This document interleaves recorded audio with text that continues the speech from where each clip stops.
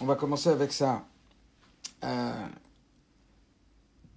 à l'heure, quand on a parlé du départ précipité de ce monde du Tamim Menachem, quelqu'un m'a dit vraiment, il faut être Nehene Me'achaim. Il faut vraiment profiter de la vie. Je dis, t'as raison. Qu'est-ce que ça veut dire être Nehene Me'achaim? Qu'est-ce que ça veut dire profiter de la vie? Il peut y avoir différentes interprétations de ce que c'est que profiter de la vie. Pourquoi elle disait ça? Parce qu'on se rend compte dans des situations pareilles que il faut profiter de chaque instant. Elle me disait qu'il faut profiter de la vie, profiter de tout ce que la vie nous offre. Je dis bien sûr, mais attention à voir dans le bon sens. Attention à bien marquer nos priorités. Profiter, mais profiter des priorités. Alors c'est de ça qu'on va essayer de parler en vérité ce soir. De la responsabilité que nous avons à placer nos priorités. Et vous allez comprendre que l'avdavka, que ça va sortir tout de suite, mais au fil de cette réflexion, on va y arriver. Alors une petite question comme ça. Est-ce que ça vous est déjà arrivé de voir des téphilines rouges et en forme de dôme? Est-ce que vous avez déjà vu ça? Est-ce que vous avez déjà vu, vous savez, c'est écrit dans le schéma, Urtaftam al mezuzot betecha ou bisharecha.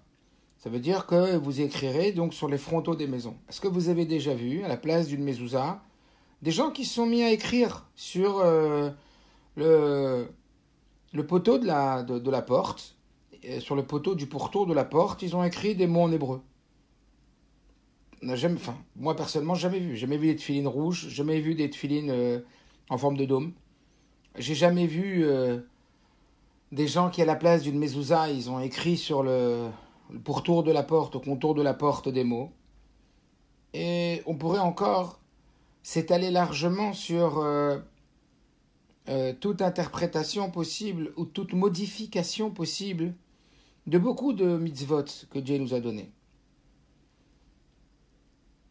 En même temps, il y a, on le voit, certaines autres mitzvot où là, j'ai envie de vous dire, on est plus amené à faire notre salade.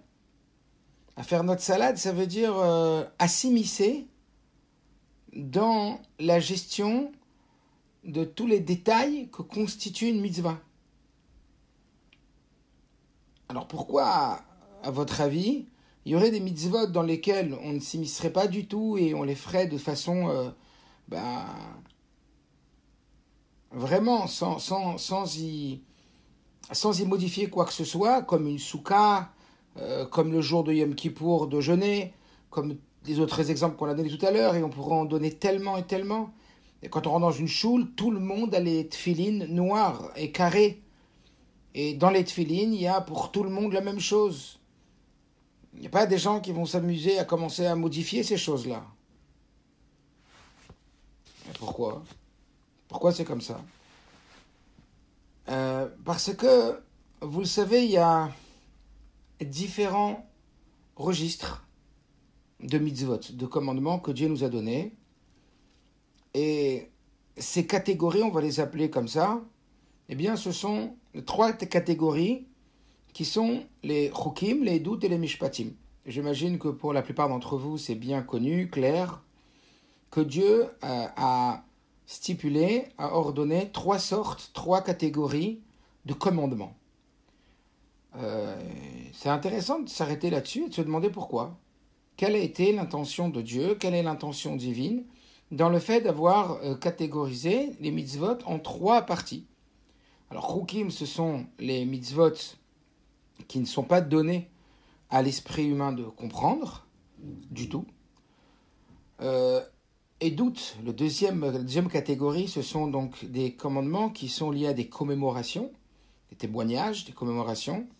Cela, on vient nous donner les directives en détail et le sens qu'ont ces directives, une cohérence, une certaine logique.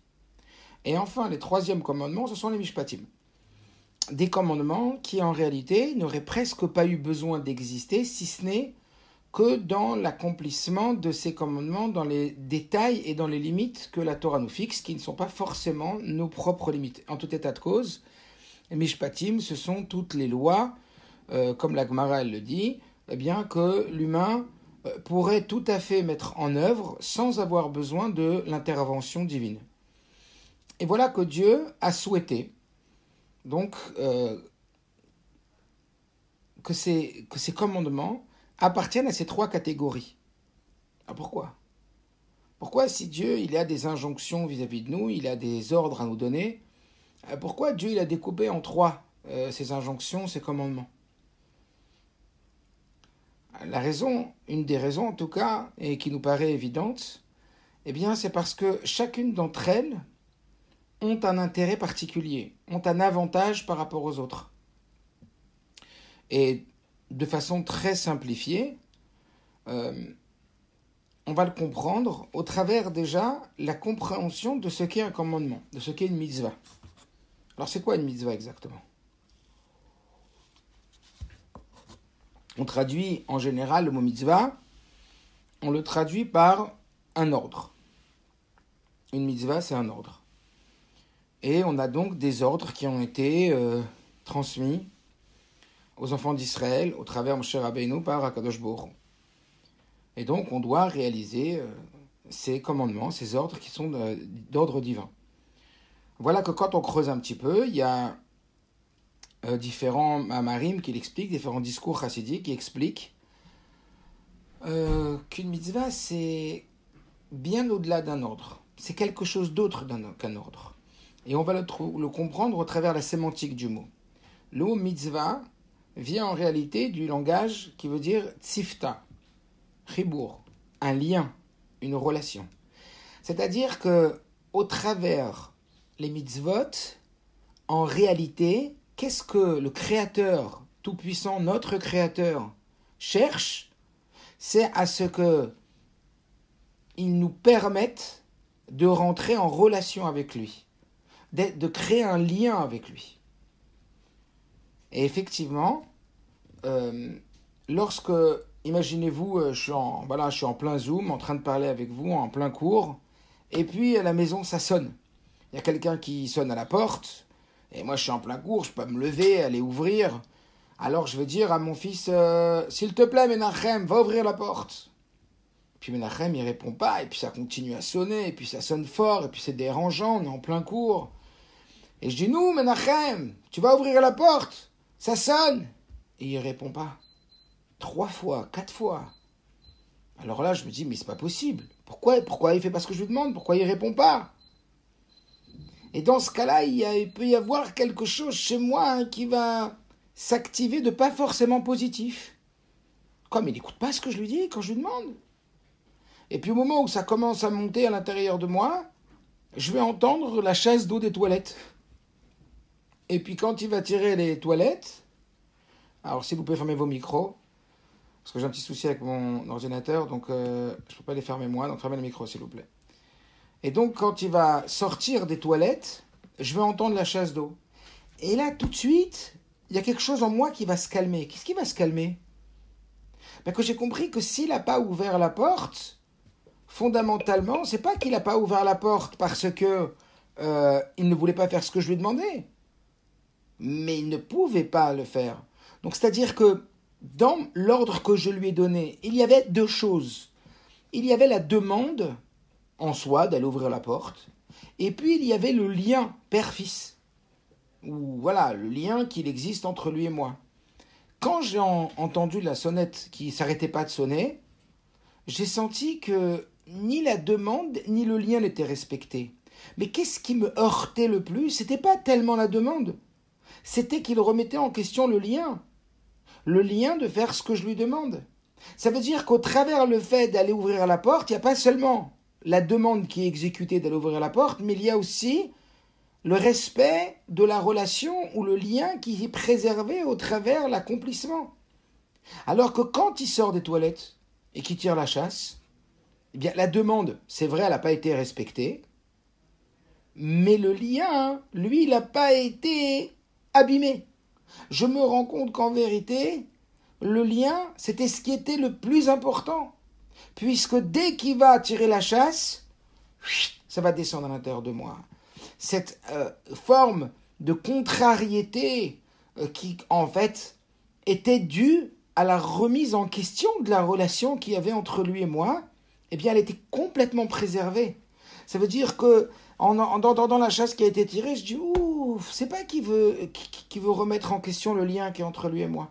C'est qu'en réalité, il y a juste la demande. Donc imaginez-vous, la demande, c'est la couche superficielle et le lien, hein, c'est la couche profonde. Donc dans chaque demande que l'on fait à autrui, il y a ces deux couches. Le couche qui est la couche superficielle, qui est la demande elle-même, et la couche profonde qui est le lien. Preuve en est que là j'ai donné cet exemple-là, mais dans n'importe quel exemple, quand une personne ou quand ne réalise pas votre demande, en particulier quand c'est une personne qui est censée respecter votre autorité, lorsque vous vous rendez compte qu'elle était shogeg, elle était involontaire dans le fait de ne pas avoir pu réaliser la tâche que vous lui avez demandée, eh bien, ne va pas vous heurter. Parce qu'en vérité, de là, on comprend que c'est pas tant la demande qui est prioritaire, mais le lien. Mais le lien qui se constitue. Est-ce que vous pourriez fermer les micros, s'il vous plaît? Je suis désolé, mais j'ai un problème avec ma souris de mon ordinateur. Donc, il faudra absolument fermer les micros.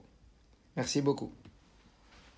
Et donc, ce qui s'est passé, c'est que on comprend ici beaucoup mieux.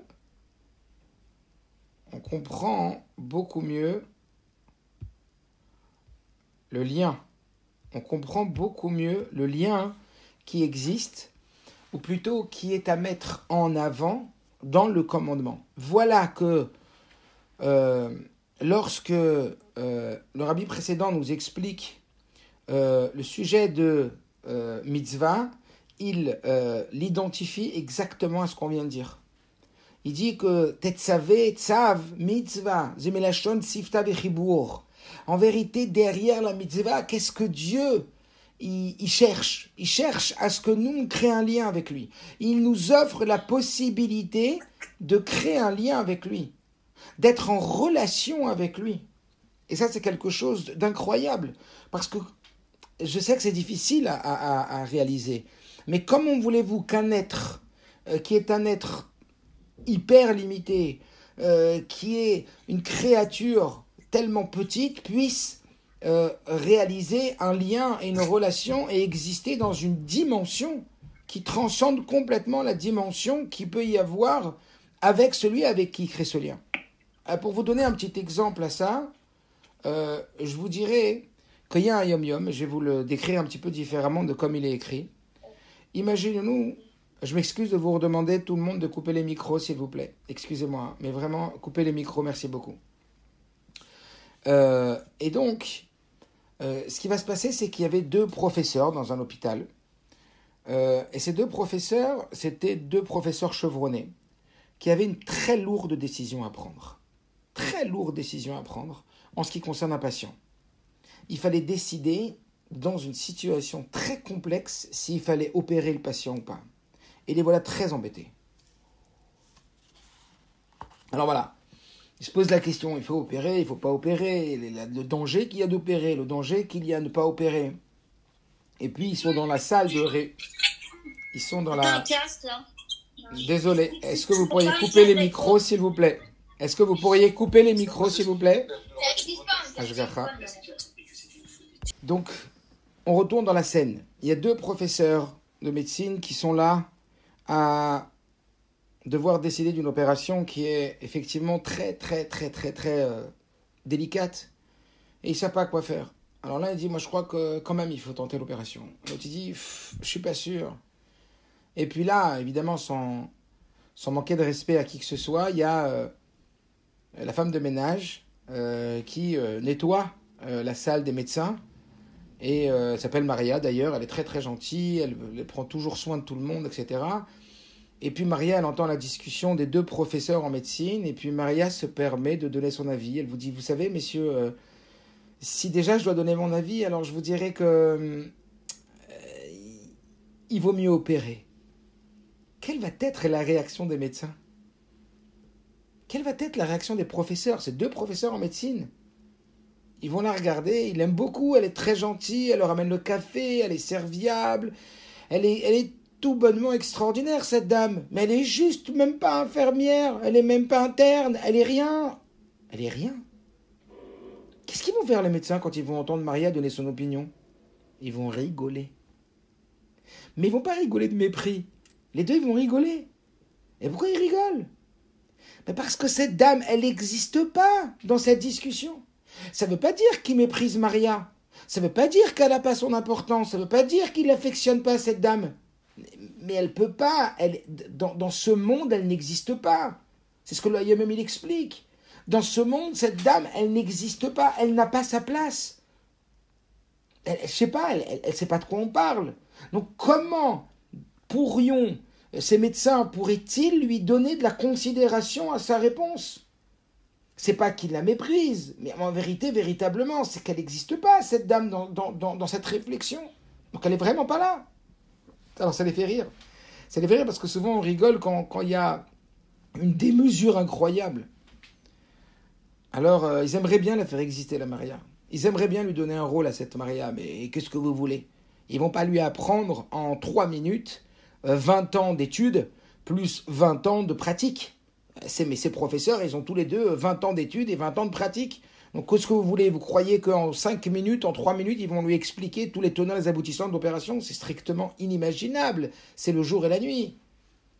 Alors quand même, un médecin, il aime tellement cette Maria, elle est tellement sympa. Vous comprenez? Ou allez, prenons un autre exemple que Maria. C'est l'enfant d'un des 2 professeurs, encore mieux.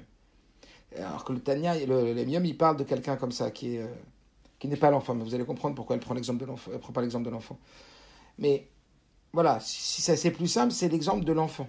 Que cet enfant il va donner son avis. Alors, ils sont très gênés, ils sont très gênés, les professeurs, parce qu'ils aiment beaucoup.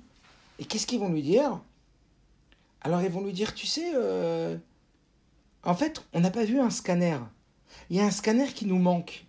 Et ce scanner, en vérité, il est très précieux parce qu'il va nous permettre véritablement de décider si on doit opérer ou pas.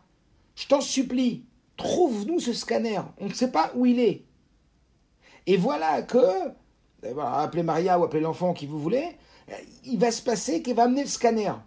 Quand il va amener le scanner, alors il va voir les médecins, les professeurs vont voir le scanner et vont dire « Ah, maintenant c'est clair et net qu'on peut décider au vu de ce scanner, c'est sûr que c'est une bonne décision grâce à toi maintenant. » Grâce à toi, maintenant, on peut avoir une décision qui est à la hauteur du bon choix. Qu'est-ce qu'elle va sentir, cette personne? Elle n'est pas du tout au niveau de pouvoir exister ou de pouvoir apporter quoi que ce soit à la vie de ce patient. Et pourtant, les médecins ont fait en sorte que le sauvetage de la vie de ce patient est passé par cette Maria ou cet enfant. Faut s'imaginer quel argacha il va avoir. Une argacha, un sentiment d'exister dans une dimension qui n'a rien à voir avec ses possibilités. Alors vous avez certainement compris le nimshal. Le nimshal, c'est le sens de ce mashal, de cette image. C'est que le Yom Yom, il nous dit qu'en vérité, lorsqu'Akadosh Baruch Hu, il nous permet de faire une mitzvah, comme on l'a dit tout à l'heure, il y a la demande et il y a le lien. Il y a la demande qui est la couche superficielle et il y a le lien qui est la relation profonde. Comment voulez-vous qu'on bâtisse une relation avec Dieu? Comment celui sur lequel on dit on te donne 70 et au plus 80, comment nous qui sommes une composite de terre, d'eau, qu'est-ce qu'on est? Quand on se rappelle de nous, de qui? Comment vouloir dire qu'on existe et qu'on prend la place dans le divin, dans l'éternel? C'est impossible. Ça n'existe pas. Cette relation, elle est Yevchar. Mais voilà que, à l'identique, quand je demandais à mon enfant d'aller faire quelque chose, et qu'en réalité, au travers le fait que je vais lui demander de faire quelque chose qui est accessible pour lui, en vérité, mon intention est de créer le lien avec lui, et que lui puisse se lier à moi. Comment le limité peut se lier avec l'illimité? Comment le fini peut se lier avec l'infini? Comment donner une dimension infinie à nos actes? Comment faire que toutes nos petites actions qui au bout de 5 minutes après l'action disparaît complètement, si ce n'est d'un souvenir lointain, est en réalité une empreinte éternelle qui va nous suivre éternellement. C'est juste fou ce concept de la mitzvah. C'est juste incroyable ce concept de la mitzvah. Mais nous, on ne le voit pas du haut, on le voit du bas. On le voit du bas et quand on le voit du bas, on ne voit pas du tout la même chose. Parce que nous, qu'est-ce qu'on voit? Comme on est très superficiel, on voit juste la demande, on ne voit pas le lien. Et même si on le comprend intellectuellement, c'est très difficile de s'imaginer qu'on peut créer un lien avec Dieu au travers les mitzvot qui va créer et qui va en réalité donner une dimension à nos actes d'un acte éternel qui va avoir un effet éternel. Puisqu'on est en train de dire que les mitzvot qu'on va faire sur terre, les actions qu'on va faire sur terre, lorsqu'elles sont utilisées pour servir la mitzvah, lorsque la demande est utilisée pour le lien, eh bien on est en train de ramasser un patrimoine éternel. Et on s'attache avec l'éternité, puisque l'éternel est éternité. Voilà ce que le chapitre 37 du Tanya nous dit. Que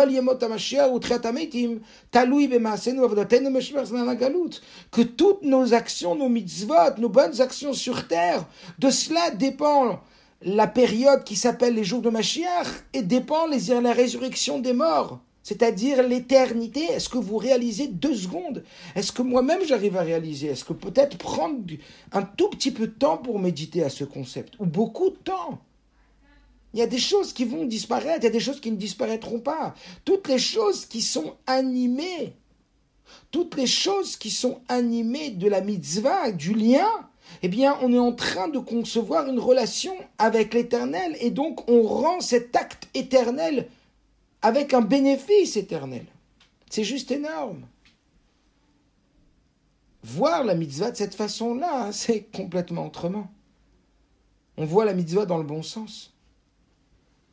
Alors, pour donner un machal plus clair à cela, je le répète souvent parce qu'il est très très fort. Un jour, une personne est passée devant le rabbi de Lubavitch et elle a dit au rabbi, je ne comprends pas. Pourquoi Akadosh Baruch Hu, pourquoi Dieu, il nous a chargé autant de mitzvot?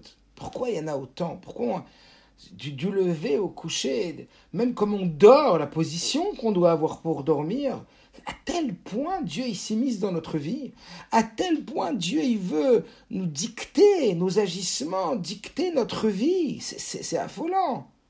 Et donc il a dit au rabbi, c'est trop, Dieu il a donné trop de commandements, Dieu il a donné trop de mitzvot. Alors comprenez, par ce machal, la réponse que le rabbi va donner. C'est l'histoire de 2 amis d'enfance. Et un qui a extrêmement bien réussi financièrement dans la vie, qui a une très très grosse structure, avec plein d'employés. Et puis un autre que c'est une catastrophe. Il s'en sort pas du tout, des retards de loyer, pas payer l'électricité, l'école non plus, la nourriture c'est un drame. Et puis sa femme elle lui dit, écoute, c'est plus possible, il faut que tu trouves une solution. Je sais pas moi, tu me parles toujours de ton meilleur ami d'enfance qui a hyper bien réussi dans la vie, va le voir. Puis lui, il n'osait pas à chaque fois, comment aller le voir? Ok, il se décide. Il arrive donc dans cette très grande structure, cette très grande société, et à l'accueil des femmes d'accueil, et il lui dit, voilà, j'aimerais rencontrer monsieur tel, qui est le directeur de la société. On lui dit, vous croyez qu'on le rencontre comme ça, ce monsieur? Il faut prendre rendez-vous, et d'abord avec la secrétaire de direction, etc. Et lui, il dit, mais annoncez que je suis, on va dire Shimon, son ami d'enfance. Donc annoncez-le, s'il vous plaît. Et puis voilà qu'il l'annonce. Et voilà que Shimon attend à l'accueil. Et évidemment, quand il entend que son meilleur ami d'enfance, vous savez, les amis d'enfance, on ne les oublie pas, son meilleur ami d'enfance, il est arrivé, il descend. Il descend le chercher et jamais, en général, le président-directeur général de la holding descend chercher quelqu'un. Et là, il descend chercher son ami d'enfance. Et il le voit, il dit, Shimon, c'est pas possible, quelle joie de te voir là. Et il le prend, il le monte dans son bureau, etc. Il parle avec lui. Alors, qu'est-ce qui me vaut ta venue? Il lui dit, en vérité, ce qui vaut ma venue, c'est que je suis en galère monumentale. Et j'ai besoin d'une parnassa. Et je sais que peut-être toi, tu peux avoir besoin. Il dit, c'est incroyable que tu me dises ça. je viens de licencier une personne à un poste important qui ne nécessite pas non plus de spécialité, etc.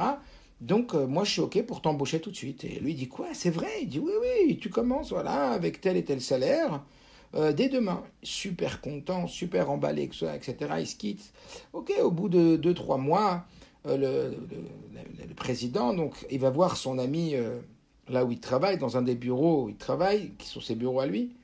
Et lui dit, alors, comment ça va? Comment tu t'en sors? Il dit, bah écoute, je m'en sors déjà beaucoup mieux, mais tu sais, avec une grande famille, qu'est-ce qu'on fait avec 2 000 euros? Ça va pas très loin, quoi. Il lui dit, ah bon? Il lui dit, mais je te vois là, mais le midi, tu manges quelque chose? Il dit, j'ai pas le temps, enfin, j'ai pas le temps, non, j'ai pas de quoi dépenser 10 euros ou 12 euros pour acheter des repas tous les jours. Donc, en vérité, la vérité, je mange pas, ou parfois ma femme me fait une petite salade, rarement, les restes de la veille, et sinon, je mange pas. Il lui dit, regarde, est-ce que je peux te demander quelque chose? J'aimerais que tu ailles pour moi et pour toute la direction, chercher à manger tous les midis là où on commande et que tu ramènes plus vite parce que quand c'est le coursier qui ramène, la nourriture elle est toujours froide. Alors est-ce que ça serait possible que tu viennes et que tu ramènes la nourriture toi? Évidemment, je te payerai en heure sup. Et puis tu te prendras à manger toi aussi, puisque moi ça ne change rien. Au niveau de la direction, on a 30 repas, 31 repas, tu vois pas ce que ça change. Et puis en même temps, voilà quoi, je te payerai en heure sup.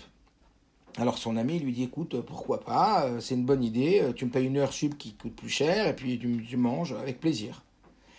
Et puis il lui dit aussi, c'est quoi tes horaires de fin? Il sait même pas lui. C'est quoi les horaires de fin de travail le soir? Il lui dit, bah, c'est 18 heures. Il lui dit, regarde, j'ai des livraisons à faire très très rapides, et on est un peu en retard. Est-ce que c'est possible que je te prenne encore 2 heures le soir? 2 heures de ton temps pour que tu puisses, en vérité, aller plus vite dans la production. Évidemment, je te paierai un heure sup. Et il lui dit, bon, bah écoute, je demandais à ma femme, et pourquoi pas, ça peut m'augmenter un peu, etc. Il demande à sa femme elle est d'accord. Et voilà qu'il travaille tous les soirs jusqu'à 20 heures. Et le midi, il travaille aussi, jusqu'à ce qu'il arrive le mois de juillet, et son ami va le voir, il lui dit, écoute, Shimon, comment ça va? Il dit, bon, c'est déjà beaucoup mieux, on est à 2007, 2008 par mois, c'est déjà pas mal. Il lui dit, tu pars en vacances au mois d'août? Il lui dit, en vacances? Écoute, je parte en vacances. Déjà, laisse-moi rattraper tout le retard, laisse-moi rattraper l'école, laisse-moi tout ça. Il lui dit, regarde, alors si tu pars pas, j'ai une demande à te faire. J'ai une demande. Alors, son ami lui dit, ben, demande, dis-moi. Il dit, écoute, j'ai une usine en Tunisie et le responsable de l'usine, il ne sera pas là-bas au mois d'août. J'ai besoin d'une personne qui soit responsable là-bas. Bon, ça consiste juste à ouvrir l'usine à 9h du matin, à midi la refermer, à 13h la ouvrir, à 17h la refermer, voir que tout va bien. Et évidemment, comme tu vas travailler, et puis je ne vais pas laisser ta femme et tes enfants tout seuls à Paris, évidemment, la société, elle prend en charge tous les frais des dépenses, du déplacement, que ce soit la voiture, que ce soit l'avion, que ce soit l'hôtel. Évidemment, je te donnerai une belle voiture, un bel hôtel, parce que c'est la société qui paye. Et puis toi, tu seras là-bas 9h où tu ouvres, à midi là-bas, etc. Et il lui dit, évidemment, je te paierai toutes ces heures en heure sup. Alors il dit, bon, bah, je vais demander à ma femme, il appelle sa femme, sa femme dit, dis-lui, oui, tout de suite, tout de suite, tout de suite, t'imagines l'embellie? Et les voilà partis. Et donc il lui dit, ok, donc il va toucher encore son salaire, et il va bronzer, il va faire beau, il va se reposer, il va profiter. Puis il arrive au mois de septembre, il rentre à Paris, il rencontre un autre ami, ce Shimon, tout bronzé, etc. Il dit, bah dis donc, toi, ça va mieux, hein, je vois que t'es bien bronzé, que t'es parti en vacances, grâce à Dieu, ça y est, tu remontes, hein. Alors lui, il lui dit, tu parles. Il dit, pourquoi tu parles?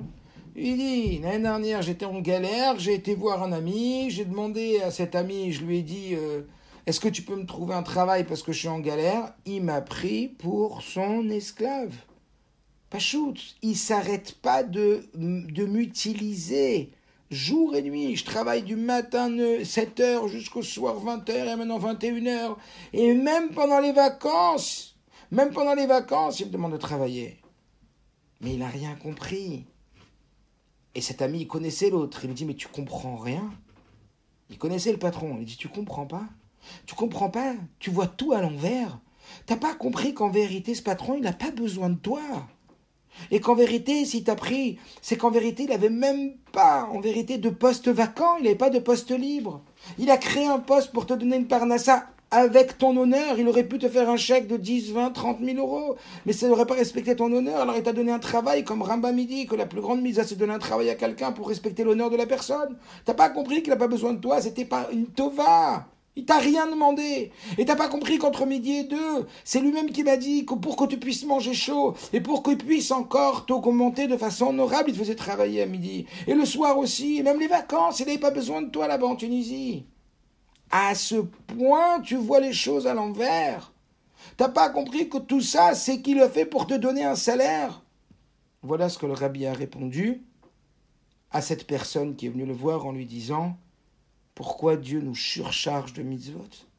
Le rabbi lui a répondu « Ce que vous connaissez certainement, Ratsa Akadosh Baruch Hu, les Zakot et Israël, les Fichach Irba Laem Torah ou mitzvot. » Ratsa Akadosh Baruch Hu, les Zakot et Israël. Dieu, il veut donner que du mérite aux enfants d'Israël. Dieu, il veut donner que du salaire aux enfants d'Israël. Les Fichach, c'est pourquoi Irba Laem Torah mitzvot. Il a multiplié la Torah et les mitzvot. Arrête de voir à l'envers. Arrête de croire qu'il te surcharge. Il veut te permettre qu'il n'y ait aucune action qui ne sera pas rétribuée d'un salaire. Il veut créer un lien avec toi indéfectible. Alors il est sûr, comme dit l'Admour Azaken, qu'on ne doit pas servir Dieu pour le salaire. Comme l'Admour Azaken lui-même il a dit, pourquoi on doit servir Dieu ? Pour le lien qu'on a avec lui. Comme quand vous aimez quelqu'un, vous aimez fort quelqu'un. Quand vous l'aimez cette personne, elle vous dit, bon, je pars, mais je te laisse ça, je te laisse ça. Elle dit, mais non, t'as pas compris, je veux rien de tout, moi je veux être avec toi. Moi, ce qui m'intéresse, c'est que toi. Quand vous aimez fort une personne, elle peut vous dire, bon, moi je m'en vais, mais je te laisse ça, je te donne tout ce que tu veux. Ça m'intéresse pas. Ce qui m'intéresse, c'est d'être avec toi. L'Admour Azaken, il était tellement dans la dimension du ressenti de la relation avec Dieu qu'il a dit, je veux ni ton Gan Eden, ni ton Lamaba, je veux que toi, je veux que être en relation avec toi. Vous comprenez que la mitzvah est une supra-embellie de rentrer en relation avec l'Éternel Tout-Puissant qui est éternel depuis avant le monde, pendant le monde, après le monde. Et il nous a créé des demandes à notre niveau. Comme les professeurs ont demandé à Maria ou à l'enfant une demande à leur niveau. Pourquoi faire ? Pour les faire exister dans une dimension éternelle, pour les faire rentrer dans la cour des grands. Mais n'oublions pas qui nous sommes. N'oublions pas que c'est une tova, ça veut dire que c'est une bonté incroyable. Regardons dans le bon sens. N'allons pas dire, mais il s'arrête pas ce patron de me demander. Mais t'as pas compris qu'il fait que de te gâter. T'as pas compris qu'il fait que de te donner du salaire pour l'éternité. T'as pas encore pigé. Vois à l'envers. Arrête de voir de bas en haut, vois de haut en bas. Arrête de voir comme tu crois que le patron il est en train de t'exploiter. Il est en train de t'arroser le patron. Il n'y a pas une minute qui ne veut pas te donner un salaire pour ce que tu fais. Et plus que ça, plus fort que ça, comme un père avec son fils, c'est du lien. Et c'est ça la mitzvah. Et c'est ça qu'on doit voir dans la mitzvah. On doit voir une embellie incroyable qui nous projette dans une dimension où toutes ces temporalités, ces actions que l'on fait, mais qui nous paraissent tellement momentanées, elles disparaissent. Il n'y a rien qui disparaît. À partir du moment où la mitzvah habite l'action, où le lien habite l'action, et que Dieu, il s'est immiscé, il a immiscé ce lien dans l'action, et qu'après, toute action devient un moyen de créer ce lien, et de recevoir ce salaire avec Dieu. Mais on voit tout à l'envers. Alors Dieu, comme on revient un petit peu à ce qu'on avait dit tout à l'heure, eh bien Dieu, il a voulu qu'il construise cette relation et ce lien avec 3 modes différents. Le mode Chukim, le mode Edut et le mode Mishpatim. En vérité, c'est quoi ces 3 modes-là ? C'est 3 formes de relation qu'il peut y avoir entre 2 individus ou avec Dieu. On va comprendre au travers les 2 individus. Le mode Chukim, c'est un mode où je lui fais totalement confiance. C'est un petit peu ce qu'on avait expliqué la semaine dernière sur Yitro. Ces mitzvot qui ne sont pas du tout à notre mesure de comprendre. Eh bien, cela va créer une attache extrêmement forte. Parce que c'est une attache inconditionnelle. C'est une confiance. Et la confiance est en réalité l'expression d'un lien qui ne dépend pas de la compréhension humaine et donc qui n'est limité à rien. Puisqu'en vérité, à partir du moment où je comprends, eh bien ma relation, mon attachement est limité à la mesure auquel je peux comprendre la chose. Donc dans Chukim, qu'est-ce que Dieu il a voulu? Pourquoi Dieu il a créé un registre Chukim, un registre de mitzvot incompréhensible? Eh bien pour créer ce lien avec lui qui outrepasse complètement toute mesure où notre esprit pourrait justement atteindre et comprendre, mais de par cette compréhension, avoir une relation limitée. Imaginez-vous un enfant qui dit à son père, comme on l'avait dit la semaine dernière, je ne ferai que ce que je comprendrai. Ça le limite énormément dans le profit. Ce médecin, cette personne qui avait dit au rabbi, je ne ferai les mitzvot que je comprendrai seulement. Et le rabbi lui dit pourquoi? Quand vous êtes chez le médecin, vous dites au médecin, je ne prendrai les médicaments que quand je comprendrai l'effet sur mon corps des molécules. Pas du tout, prenez les médicaments, vous guérissez. Après, si vous voulez faire médecine, faites médecine. Et Gzimona Sevenishma, c'était le secret des anges. Un peu al derech chukim, cette dimension de la emuna, cette dimension de la confiance. Et elle crée un lien très très puissant, puisqu'elle n'est limitée par rien. Alors Dieu, il veut de ça. Dieu, il veut de cette relation. Il veut qu'entre toi et lui, il y ait cette confiance. Il y ait ce lien de Chukim. Mais il ne veut pas que ce lien. Il aurait pu faire que tous les mitzvot, que toute la passerelle à l'éternité. Comprenez que les mitzvot, c'est des passerelles vers l'éternité. C'est des transformations de temporalité à éternité. C'est une transformation de limite à illimité. Est-ce que vous comprenez? Il y a la demande et là le lien, rappelez-vous. Pourquoi ne pas passer tout ça des Chukim? Dieu il aurait pu faire que toutes les mitzvot, c'est des Chukim. Mais il n'a pas voulu comme ça. Il a voulu aussi, la deuxième catégorie, c'est les doutes. Les témoignages. Ces témoignages, c'est quoi? Eh bien, les témoignages, ce sont comme on l'a dit, des commémorations qui sont expliquées dans la Torah. Donc là, il y a une deuxième étape, un deuxième niveau. C'est lorsque il va y avoir cette dimension transcendante, c'est-à-dire au-delà complètement de l'humain. On parle toujours des professeurs en médecine, les Havdil, parce que c'est bien plus haut. Mais dans l'idée, des maîtres, des professeurs en médecine qui vont faire exister la femme de ménage ou l'enfant qui n'est pas du tout au niveau. Mais il va le faire exister. Mais il va lui expliquer. Il va lui expliquer maintenant le bon sens de la chose. Alors là, il va faire apparaître l'individu. Dans Chukim, il n'y a que du divin. Et l'individu s'efface au divin d'une façon où, même si l'individu existe différemment du divin, il a un autre état d'esprit, une autre compréhension. Tu sais que c'était moi, j'aurais pas fait ça. Des fois, la Torah nous demande des choses qui vont à l'inverse du bon sens. Et puis on se dit, la vérité, si je devais décider moi, j'aurais pas décidé comme ça. Mais puisque je m'efface à la volonté divine, je vais faire ce que Dieu demande. Mais mon avis ne correspond pas, ma vision ne correspond pas à la volonté divine. Alors je m'écrase, je me fais petit, je range ma vision des choses, et puis je prends la vision de Dieu. Mais encore une fois, elle est là, ma vision, mais je la mets en sourdine, je l'éteins, je l'atrophie, mais elle est là. Et voilà, ça peut être des choses avec lesquelles on a du mal. On a du mal, mais on sait que Dieu c'est la vérité, on veut se lier à Dieu, on a compris c'était quoi mitzvah, tzifta, etc. Donc ça c'est une relation forte, parce qu'on n'est plus prisonnier de nos limites, on n'est plus prisonnier de notre compréhension, on n'est plus limité par nos croyances ou par tout ce qui fabrique la possibilité de comprendre ou pas, d'adhérer ou pas à une décision de l'au-delà. Ça c'est la qualité des doutes de Chukim. Et doute, on commence à exister. Et doute, Dieu, il veut qu'on commence à exister au travers de notre compréhension. C'est pour ça qu'il va non seulement nous demander, comme on a dit, la demande et le lien, il va créer une possibilité d'aller chercher le scanner, il va nous donner la possibilité d'aller nous remplir le srar de chaque mitzvah qu'on va faire, il va créer ce lien qui est au-dessus du srar, comme Admor Zakan il a dit, je ne veux que toi et rien que toi, ni ton lamaba, etc. Mais en même temps, il dit, pour que ça soit plus profond, il va falloir ton adhésion. Et donc, je vais t'expliquer. Ça, c'est le doute. Il va nous expliquer les choses. Donc, si vous voulez, on est en train de faire ressortir la partie de nous qu'il fallait écraser dans Chukim. Parce qu'il veut qu'en vérité, il y ait déjà un niveau d'adhésion. Un niveau d'adhésion personnel. Et puis après, il y a la troisième gamme. La gamme des Mishpatim. Dans cette gamme des Mishpatim, c'est toujours comme ça, là où c'est le plus dur, c'est le plus puissant. Alors, Mishpatim, on aurait l'impression que, comme on l'a dit déjà, c'est une relation un peu fragile, même beaucoup fragile. Pourquoi ? Parce que Mishpatim, on a dit que c'était tous les commandements qui en vérité n'étaient pas, dans lesquels il n'était pas utile qu'il y ait une intervention divine.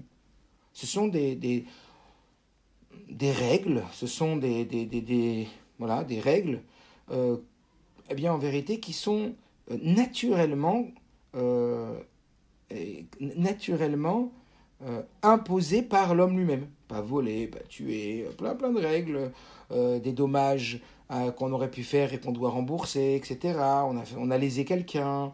Bon, toutes des choses que, on va dire qu'une personne, même qui n'a pas la Torah, elle va bâtir des règles, elle va bâtir justement des consensus de règles pour vivre en communauté, au titre de la cité, tous ensemble, pour vivre ensemble en se respectant l'un et les autres. Et donc, il n'y a pas besoin de commandements divins. Et dans ces mishpatim-là, donc dans cette troisième gamme, l'homme, il existe beaucoup. Parce que de lui-même, il peut comprendre. Mais le danger, c'est quoi ? Le danger de mishpatim, qui n'existe pas dans Chukim ni dans Edout, c'est que, comme on l'a dit tout à l'heure, dans mishpatim, on peut faire notre salade. On a tendance à fragiliser le lien. On a tendance à remettre en question la demande. À partir du moment où cette demande, elle rentre dans une logique humaine, non, excuse-moi, dans ça, je sais gérer. Des tefilines, je ne vais pas les faire rouges, ni vertes, ni en forme de dôme. Et je ne vais pas rentrer dans le jour de Yom Kippour, je ne vais pas décider de le faire le 13 Tishri et pas le 10 Tishri. Je ne vais pas décider qu'une souka, en vérité, moi je vais faire une souka tout en fer, sans srar. Non, on ne rentre pas dans ça. Ça c'est des choses que... c'est bon, on ne va pas discuter. Mais par contre, quand on parle d'une rencontre, comment un homme y rencontre une femme et quelle relation il va avoir avec cette femme. À quel moment il peut être en relation dans le toucher et à quel moment il peut ne pas être en relation dans le toucher. Comment un homme il va devoir s'habiller, comment une femme elle va devoir s'habiller. Comment des choses qui a priori, comment on va devoir dédommager une personne à laquelle on a créé un dommage. Et toutes des choses qui nous paraissent tellement sans besoin de divin dedans. Eh bien là, on risque de faire notre salade. Là, on risque de mettre, on va dire, comme on dit, notre grappin de sel. Là, on va dire, ah tu sais, non mais dans ça, je sais gérer. Non mais c'est pas toi qui va prendre le travail. Que Dieu il me dise comment je dois me comporter à la choule, mais au travail, c'est pas lui. Que Dieu me dise comment je dois me comporter le jour de Kippour, mais qu'il me dise pas comment on rencontre une fille. Tu sais, moi, les shidduchim, les rencontres, quand est-ce que je dois toucher ma femme et pas toucher ma femme. Tout ça, je gère, t'inquiète pas, moi, relation humaine, je gère, t'inquiète pas. Etc., etc. Vous voyez, toutes les choses... le business, ça me connaît, je gère mon business. Tu appelles ça mentir, moi j'appelle pas ça mentir. De notre génération, on est obligé de détourner, de faire comme ça, d'embrouiller, etc. Et pourquoi ?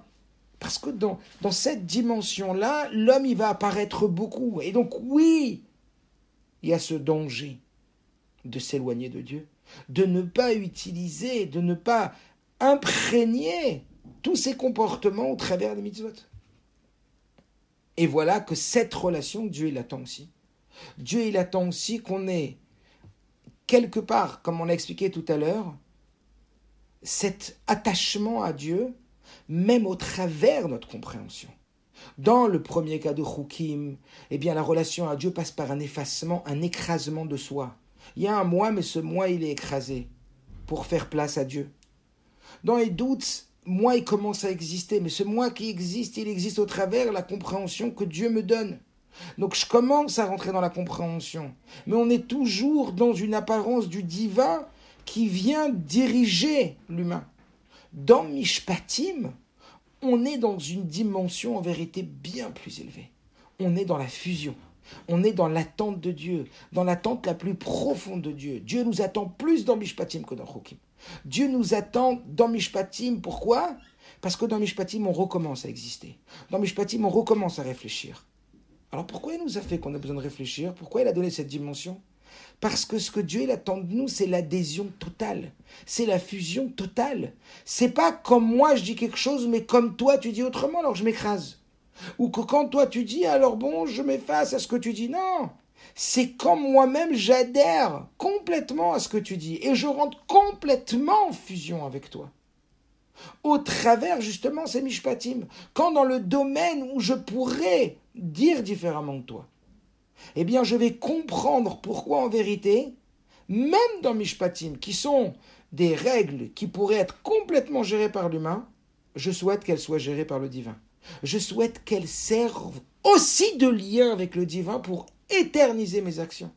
Je souhaite aussi que ma compréhension soit au service de ma soumission. C'est plus seulement que ma compréhension est une enclave à ma relation, à ma fusion à Dieu. Parce que la soumission, ce n'est pas un écrasement, la soumission, c'est justement l'union. Quand par exemple, on avait déjà expliqué, on est soumis au médecin et à sa prescription, eh bien grâce à ça, eh bien on va profiter du savoir du médecin. Quand on est soumis à la prescription du garagiste, on va profiter de la connaissance du garagiste. Être soumis à Dieu, ce n'est pas devenir zéro, c'est devenir Dieu. Mais pour véritablement devenir une part de Dieu, ou révéler la part de Dieu, et arriver à l'objectif divin, c'est justement quand mon avis, il va réussir à être modifié par la vie de Dieu au point que j'adhère complètement. On n'est plus dans ce que la Mishnah dit, Batel Retson Ram Ipne Retsono, annule ta volonté à la sienne. Ça c'est Rukim. Là c'est maintenant Retson Rak Retsono. C'est maintenant que ta volonté, elle est comme sa volonté. On l'avait déjà dit, comme cet exemple qui est vraiment, l'exemple parfait, lorsque le rabbi, pendant les problématiques qu'il y avait eu avec les livres qui avaient été volés du 770, eh bien le rabbi avait, rappelez-vous, parlé avec les avocats, et pendant je ne sais combien de temps, il avait expliqué tout ce que les avocats devaient expliquer lors de la plaidoirie. Et à la fin de cette explication, le rabbi s'est alors adressé aux avocats et il leur a dit, en fin de compte, dites ce que vous pensez. Alors pendant 1 heure, le rabbi leur explique qu'est-ce qu'il faut dire précisément. Et à la fin de cette discussion, qu'est-ce que le rabbi dit ? Dites ce que vous pensez, vous. Dites ce que vous pensez, vous. Alors les avocats, ils étaient choqués. Pourquoi le rabbi nous parle 1 heure pour qu'à la fin, il nous dise ce que vous pensez ? Parce que s'il répète les propos du rabbi, c'est quand tu fais un shiur et que tu répètes les propos de quelqu'un, ou que c'est tes propos à toi, enfin c'est tes propos à toi que tu as appris, mais que tu as mis en forme toi-même, ça n'a rien à voir. Ça n'a rien à voir. Quand tu répètes des propos ou quand c'est des propos qui émanent de toi, ça n'a rien à voir. Quand c'est une idée qui vient de quelqu'un d'autre, une idée qui vient de toi, tu la vis beaucoup plus quand c'est ton idée à toi. Alors, les médecins, les avocats, ils ont compris. Le rabbi, il veut pas que ce soit une pièce rapportée. Donc quand le rabbi il dit dites ce que vous pensez, ce qui compte c'est quoi ? C'est que vous arriviez à convaincre le juge, et pour convaincre le juge, il faut que ça sorte de votre cœur. Et si vous faites que répéter ce que j'ai dit, peut-être ça va pas sortir de votre cœur. Donc comment les médecins, les avocats, ils ont normalement interprété ce que le rabbi a dit ? Dites ce que vous pensez, vous. Et dis ce que tu penses, dis ça que c'est sur le cœur. Et le rabbi, à ce moment-là, il a dit, ne comprenez pas mal ce que je viens de dire. Quand je vous ai dit, dites ce que vous pensez, ça veut dire pensez ce que je vous ai dit. Et c'est ça la nekuda. Pensez ce que je vous ai dit, ça veut dire quoi ? Ça veut dire que ce que je vous demande maintenant, c'est pas seulement que vous le fassiez par soumission, mais que vous le fassiez maintenant, que cette soumission initiale devienne une véritable adhésion. Que de vous-même vous compreniez que ce que j'ai dit, c'est ça qu'il faut dire, au point que ça sorte de vous comme si ça venait de vous. Et ça existe dans quoi ? Dans Mishpatim. Là où il y a oui la réflexion humaine, là où il y a oui le bon sens. Et là, oui, on pourrait faire une salade. Donc, vigilance avec Mishpatim. Mais en même temps, c'est là le plus haut. Voilà pourquoi, juste après le don de la Torah, à quoi Dieu il s'adonne ? Ve'eile ha-mishpatim. Le vav, qui est un vav de liaison, et voici les Mishpatim. Sache que même les Mishpatim, ils font partie de Matan Torah. Attention, 2 poids 2 mesures, sois vigilant avec les mishpatim, parce que dans Rukim et doute, tu risques pas grand-chose. Si tu as confiance en Dieu, et de Rukim et doute, tu risques pas de mettre des tefilines rouges en forme de dôme, tu risques pas de faire Shabbat dimanche, tu risques pas de faire Yom Kippour le 12, tu risques pas de faire une soukha tout en fer. Mais tu risques de dire, dans les relations homme-femme, je gère, dans le business, je gère, dans le dommage que j'ai fait à quelqu'un, je gère. Très dangereux. Donc, mets au même plan les mishpatim et Matan Torah. Même les mishpatim, c'est fait pour être une liaison avec Dieu. Et pas seulement même les mishpatim sont là pour faire un lien avec Dieu. Mais mishpatim, c'est eux qui crée le lien le plus profond avec Dieu, où il y a fusion absolue. Et voilà pourquoi le pasuk nous dit Ve'ele ha-mishpatim asher tasim lifnehem. Et voici les mishpatim que vous placerez devant eux. C'est quoi l'ifnehem? 3 pshat, 3 explications qu'on nous donne. L'ifnehem, ça veut dire d'abord explique-leur bien, que ça soit très compréhensible pour qu'ils puissent comprendre ce que Dieu demande d'eux. Toutes les halachot doivent être barour, clair, expliqué, comme shulchan, comme une table qu'on dresserait, que tout est clair pour eux. L'ifnehem devant eux, ça veut dire bien étalé, bien compréhensible. L'ifnehem, deuxième pshat, ça veut dire l'ifnehem devant eux et pas devant les goïms. Que si un jour, ils ont un mishpat, ils ont comment on appelle ça, un conflit avec une personne sur des biens ou sur un dommage ou sur quoi que ce soit, qu'ils aillent devant un beddin, pas devant un juge goy.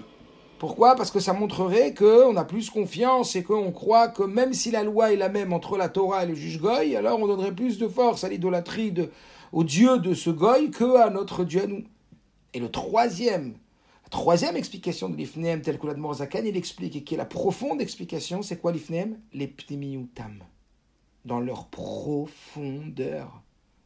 Quand est-ce qu'on est profondément attaché? Lorsqu'après le Naasé vient le Nishma. Lorsqu'il y a justement ce mishpatim. Ve'ele ha-mishpatim asher tasim lifnehem. Ta profondeur, elle va être touchée quand on va toucher tes mishpatim, quand le don de la Torah, il va toucher tes mishpatim. Quand même dans les domaines dans lesquels tu te sens complètement pilote, tu te sens maître, tu te sens à la hauteur de diriger, et que quand même tu diriges pas, et que quand même tu vas voir comment la Torah elle dit de gérer une relation entre un homme et une femme, de gérer un dommage entre un homme et un autre homme, de gérer toutes les choses qui nous paraissent être compréhensibles et gérables, et qu'on va adhérer à la façon que la Torah nous demande de le faire, alors là, on va créer la fusion entre l'être et le divin.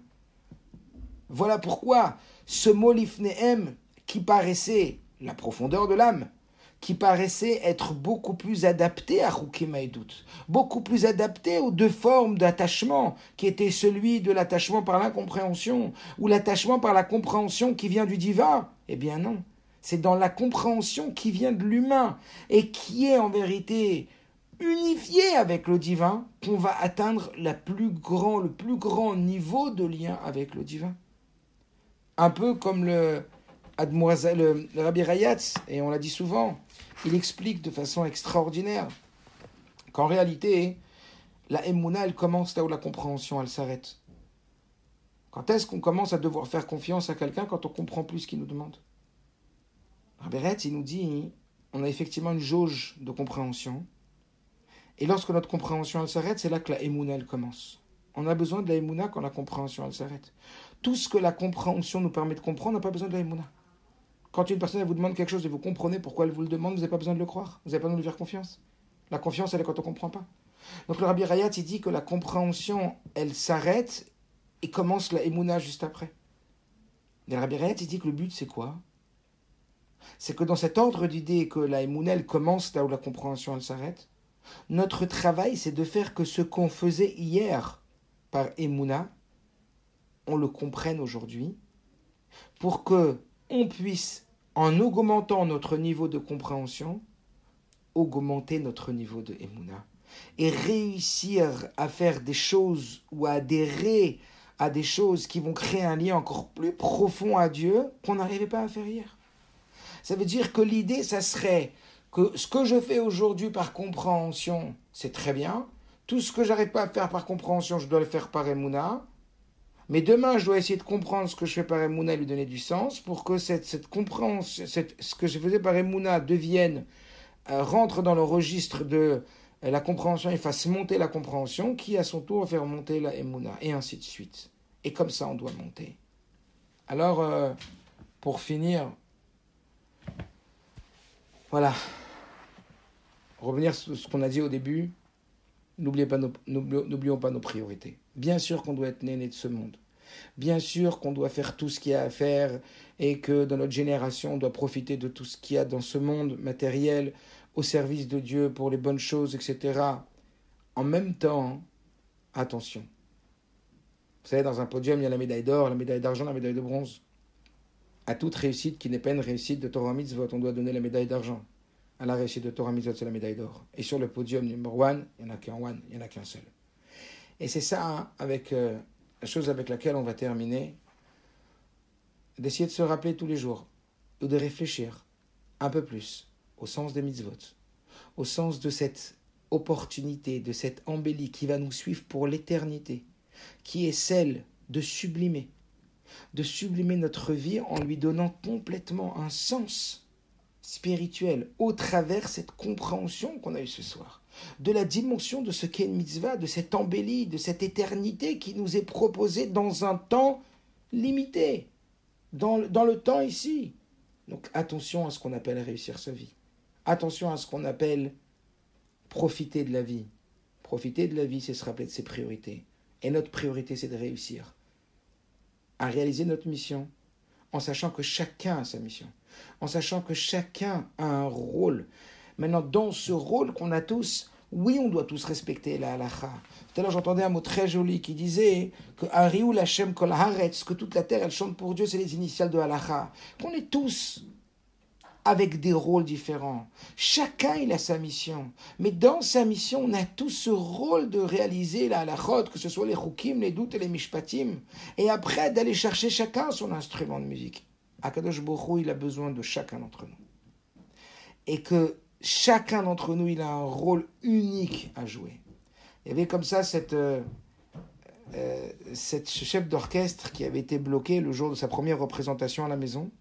Et c'était délicat pour lui. Et un journaliste lui a dit, est-ce que je peux suivre avec vous donc la première représentation orchestrale, même si vous n'êtes pas présent et que vous êtes de chez vous, je veux rester avec vous chez vous. Il a dit, mais ça risque de me déranger. Alors il lui dit, non, je vous promets que je ne ferai pas de bruit, je vous laisserai écouter tranquillement. Donc lui, voilà que le compositeur, pas le chef d'orchestre, le compositeur écoute donc la partition lui-même qu'il a créée, et donc l'orchestre qui va jouer à la radio. Et il y a je ne sais combien de musiciens, peut-être 100, 150 musiciens. Et puis à la fin de la représentation, tout de suite le journaliste prend à chaud le ressenti du compositeur et dit au compositeur, alors qu'est-ce que vous avez pensé de cette première représentation de votre partition? Et il lui dit, c'était magnifique, mais il manquait un violoncelliste. Il dit, pardon? Il dit, oui, il manquait un violoncelliste. Alors tout de suite, le journaliste qui était avec le compositeur appelle le journaliste qui est dans la salle où il y a l'orchestre et lui dit, dis-moi, est-ce qu'il y a une chaise qui est vide? Alors le journaliste il lui dit, ouais, il y a une chaise qui est vide. Il lui dit, c'est la chaise de qui? Il dit, je sais pas, il y a l'air d'y avoir une quinzaine de violoncellistes et il en manque un. Et là il s'est rendu compte, il dit, waouh, il n'y a qu'un metteur en scène, il n'y a qu'un compositeur. Et comment s'imaginer qu'il a pu entendre qu'il manquait un violoncelliste? C'est quoi ce machal? C'est qu'on a tous un rôle à jouer unique pour réaliser le projet divin. À nous de ne pas oublier ça, à nous de mettre nos priorités, à nous de comprendre que oui, être né de la vie, oui, profiter de la vie, mais le vrai profit de la vie, c'est profiter de la vie d'une façon qu'elle va nous donner une vie éternelle, de nous donner en vérité le srout, le privilège d'exister pour le grand et d'être en relation avec le grand éternel et de nous rendre nous aussi éternels. Vous imaginez de quoi on est en train de parler maintenant? Alors que merci Hachem, tout ça soit mechazek notre émouna, comme le Rabbi Rati dit, toute compréhension, elle est là, comme Chabad, c'est ça l'idée. C'est que tout ce Chabad, il va être mechazek de ofen de itchashevut, une façon de très profonde d'intégrer cette compréhension au sein de la émouna, et que cette émouna, elle va être tellement forte en nous qu'elle va nous aider à être le plus accompli, le plus investi dans la mission divine, et que grâce à tout cela, eh bien, déjà, ne serait-ce que par notre bonnes intentions, eh bien, on active l'avenue du Mashiach et qu'on va quitter nos shochnei afar et que tous ceux qu'on ne voit plus maintenant, qu'on puisse les revoir, que, merci Hachem, on soit zoré d'aller avec le Rebbe notre tête vers la Géoula M'tid Vashlema. Erev Tov à tous.